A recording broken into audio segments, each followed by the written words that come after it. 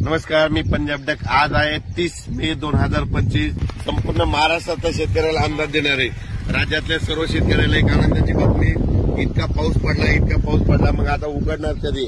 तर राज्यातल्या शेतकऱ्याला सांगू इच्छितो की म्हणजे उद्यापासून 31 मे पासून तर 6 जून पर्यंत असं जोरानं वारं सुटणार आहे। पाऊस काही येणार नाही, त्याच्यामुळे काही चिंता करायची गरज नाही। पण राज्यातल्या शेतकऱ्याला सांगू इच्छितो की तुम्ही काय करा, शेतीची कामं या 6 जून पर्यंत करून घ्या।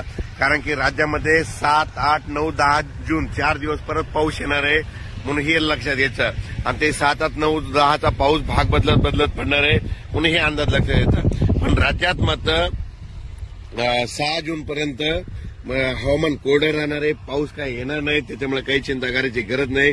फक्त आजपासून बघा तुम्ही, आज जोरानं वारे सुटतील।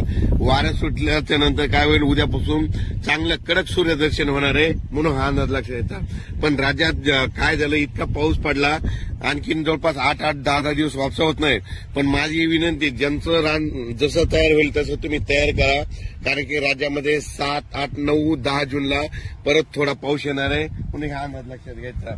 म्हणजे सांगायचं झालं तर पाऊस म्हणजे राज्यात 7, 8 जूनचा पूर्व विदर्भ, पश्चिमी विदर्भ, दक्षिण महाराष्ट्र, उत्तर महाराष्ट्र, कोकणपट्टी, खानदेश, मराठवाडा या म्हणजे सगळ्या विभागामध्ये पडणार आहे। 7 जून ते 10 जूनच्या दरम्यान तो पाऊस असणार आहे, दररोज भाग बदलत पडणार आहे, म्हणून हा अंदाज लक्षात। पण 6 जून पर्यंत म्हणजे आज 30 मे पासून ते 6 जून पर्यंत हवामान कोरडं राहणार आहे।